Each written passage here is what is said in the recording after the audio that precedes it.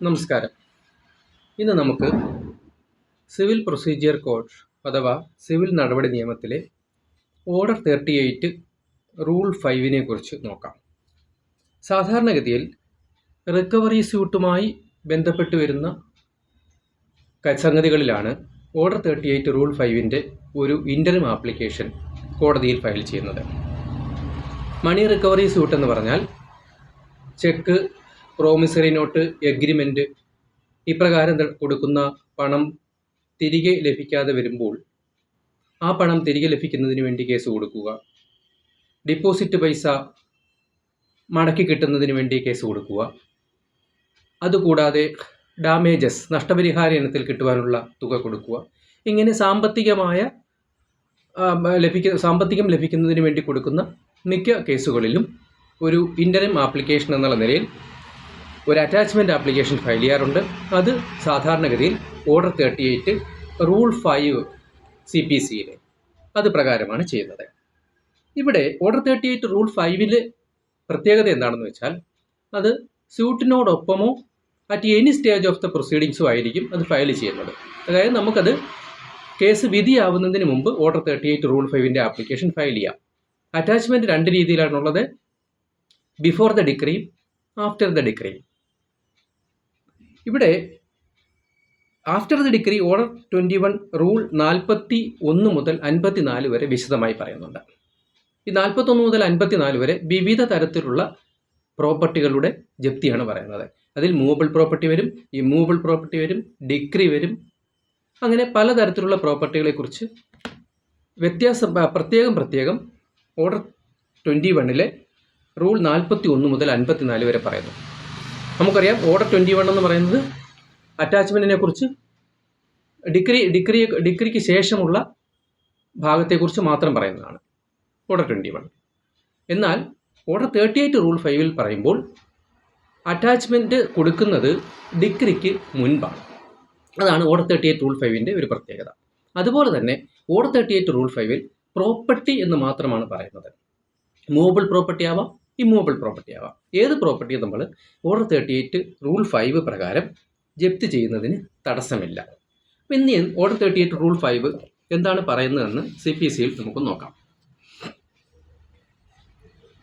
Where at any stage of the suit the court is satisfied by affidavit or otherwise that the defendant with intent to obstruct or delay the execution of any decree that may be passed against him is about to dispose of the whole or any part of the property, or is about to remove the whole or any part of his property from the local limits of the jurisdiction of the court may direct the defendant within a time to be fixed by it either to furnish security in such sum as may be specified in the order, to produce and place at the disposal of the court when required the said property or the value of the same or such portion thereof as may be sufficient to satisfy the decree, or to appear and show cause why he should not furnish security. ഇവിടെ പ്രധാനമായിട്ടുമുള്ള ഇതിൻ്റെ ingredient ആയിട്ട് നമുക്ക് പരിഗണിക്കാൻ പറ്റുന്നത് at any stage of the suit, അതാണ് ഒന്ന്. രണ്ട്, the court is satisfied by affidavit or otherwise. മൂന്ന്, with the intent to obstruct or delay the execution of the decree that may be passed against him. അവിടെ him എന്ന് പറയുന്നത് against the defendant. അങ്ങനെ വരുന്ന സാഹചര്യത്തിൽ the defendant is about to dispose of the whole or any part of his property, or is about to remove the whole or any part of his property. അവിടെ property എന്ന് മാത്രം പറയുന്നത്. So it means either movable property or immovable property. അങ്ങനെ വരുന്ന കേസിൽ the court may direct the defendant either to furnish security or to appear and show cause why he should not furnish security. അതാണ് order 38 rule 5 പറയുന്നത്.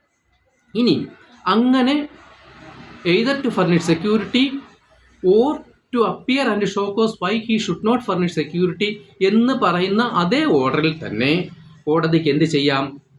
The court may also in the order direct the conditional attachment of the whole or any of the property so specified. അങ്ങനെ പറയുന്ന ഓർഡറിൽ തന്നെ കോടതിക്ക് ഒരു interim attachment കൊടുക്കാം, ഒരു ഇടക്കാല ജപ്തി കൊടുക്കാം. അങ്ങനെ ജപ്തി കൊടുക്കുമ്പോൾ ആരാണോ കോടതിയെ സമീപിക്കുന്നത്, അതായത് വാദി, പ്രോപ്പർട്ടി കൃത്യമായി ഷെഡ്യൂൾ ചെയ്തിരിക്കണം. ആ പ്രോപ്പർട്ടിയാണ് ഒരു ഇടക്കാല ജപ്തി ഉത്തരവിലൂടെ കോടതി ജപ്തി ചെയ്ത് കൊടുക്കുന്നത്. ഇതാണ് ഓർഡർ 38 റൂൾ 5 കുറിച്ച് CPCയിൽ പറയുന്ന ആദ്യ ഭാഗം. ഇതിനെ തുടർന്നുള്ള താഴോട്ടുള്ള ഭാഗങ്ങളിൽ പറയുന്നത് എന്താണെന്ന് വെച്ചാൽ ചില വ്യവസ്ഥകളാണ് പറയുന്നത്. ഒന്ന്, അതിൻ്റെ അഗ്രികൾച്ചറൽ പ്രൊഡ്യൂസ്, ഒരു അഗ്രികൾച്ചറിസ്റ്റിൻ്റെ അഗ്രികൾച്ചറൽ പ്രൊഡ്യൂസുകൾ ജപ്തി ചെയ്യാൻ പാടില്ല എന്ന് റൂൾ 12 പറയുന്നു. അതുപോലെ ഒരു അന്യായം തള്ളുകയോ ആ തള്ളിയതിന് ശേഷം അത് റിസ്റ്റോർ ചെയ്യുകയോ ചെയ്താൽ സ്വാഭാവികമായും അറ്റാച്ച്മെൻറ്റ് ഓട്ടോമാറ്റിക്കായി റിവൈവ് ചെയ്യില്ല എന്ന് 11A2 പറയുന്നു. ഓർഡർ 38 റൂൾ 11A2 പറയുന്നു. എന്നാൽ ഈ അടുത്തിടെയായി ബഹുമാനപ്പെട്ട കേരള ഹൈക്കോടതിയുടെ 2022 6 വോളിയം KHC 369 റിപ്പോർട്ട് ചെയ്തു വന്ന കേസ് അനുസരിച്ച് ഇടക്കാല ഉത്തരവ് ഓട്ടോമാറ്റിക്കായി റിവൈവ് ചെയ്യും എന്നും പറഞ്ഞിട്ടുണ്ട്. പക്ഷേ ആ കേസിൻ്റെ പ്രത്യേകതകൾ നമ്മൾ നോക്കണം. അത് ഒരു ഫ്രോഡുലൻ്റ് ട്രാൻസാക്ഷൻ പൂർണ്ണമായും കോടതിക്ക് മനസ്സിലായ സാഹചര്യത്തിലാണ് അത് റിവൈവ് ചെയ്യും എന്ന് പറഞ്ഞിരിക്കുന്നത്. അത് 11A2 പറയുന്നു റിവൈവ് ചെയ്യില്ല എന്ന് പറയുന്നു. അതിന് ഏതാണ്ട് എഗൻസ്റ്റ് ആയിട്ടാണ് 2022 6 വോളിയം KHCയിൽ 369 എന്ന് പറയുന്ന റൂളിങ്ങിൽ റിവൈവ് ചെയ്യും എന്ന് പറഞ്ഞു വെച്ചിരിക്കുന്നത്. അതാണ് ഇപ്പോഴത്തെ പൊസിഷൻ. അതുപോലെ 11 പറയുന്നു അറ്റാച്ച്മെൻറ്റ് വിധിക്ക് ശേഷവും അറ്റാച്ച്മെൻറ്റ് തുടർന്ന് പോകും. അതായത് അറ്റാച്ച്മെൻറ്റ് ഞാൻ മുമ്പ് സൂചിപ്പിച്ചു, അറ്റാച്ച്മെൻറ്റ് ബിഫോർ ജഡ്ജ്മെൻറ്റും അറ്റാച്ച്മെൻറ്റ് ആഫ്റ്റർ ജഡ്ജ്മെൻറ്റും ഉണ്ട്. അപ്പം അറ്റാച്ച്മെൻറ്റ് ബിഫോർ ജഡ്ജ്മെൻ്റ് ആണ് ഓർഡർ 38 റൂൾ 5 പറയുന്നത്. ഈ അറ്റാച്ച്മെൻറ്റ് ബിഫോർ ജഡ്ജ്മെൻറ്റ് ഡിഗ്രിക്ക് ശേഷവും തുടർന്ന് പോകും എന്നാണ് റൂൾ 11 പറയുന്നത്. അങ്ങനെ വരുമ്പോൾ നമ്മളൊരു ഡിഗ്രി സമ്പാദിച്ചതിന് ശേഷം തുടർന്ന് ഈ പ്രോപ്പർട്ടിയിന്മേൽ നടപടി നടത്തി ഈടാക്കിയെടുക്കുവാനായി നമ്മൾ വിധി നടത്ത് കോടതിയെ സമീപിക്കുമ്പോൾ പ്രത്യേകമായ ഒരു അറ്റാച്ച്മെൻറ്റ് ആപ്ലിക്കേഷൻ്റെ ആവശ്യം ഇല്ല.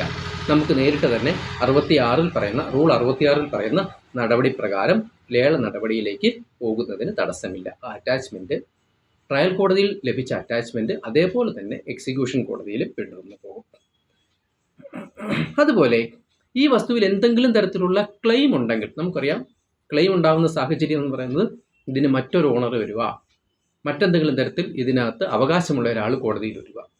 അങ്ങനെ അവകാശമുള്ള ഒരാൾ വന്നാൽ റൂൾ 8 പറയുന്നു, ഓർഡർ 21 റൂൾ 58 പറയും പ്രകാരം ആ ആപ്ലിക്കേഷൻ അഡ്ജുഡിക്കേറ്റ് ചെയ്യണം. അത് അഡ്ജുഡിക്കേറ്റ് ചെയ്തതിന് ശേഷം മാത്രമേ തുടർന്ന് മുമ്പോട്ട് പോകുവാൻ സാധിക്കുകയുള്ളൂ. അതുപോലെ അന്യായം തള്ളുകയോ സെക്യൂരിറ്റി ഫർണിഷ് ചെയ്യുകയോ ചെയ്യുന്ന സാഹചര്യങ്ങൾ സ്വാഭാവികമായും അറ്റാച്ച്മെൻറ്റ് ലിഫ്റ്റ് ചെയ്തു കൊടുക്കും. അപ്പോൾ സെക്യൂരിറ്റി ഫർണിഷ് ചെയ്താൽ അറ്റാച്ച്മെൻറ്റ് ലിഫ്റ്റ് ചെയ്ത് കൊടുക്കാം. അതാണല്ലോ ഓർഡർ 38 റൂൾ 5 പറയുന്നത്, why he should not furnish security.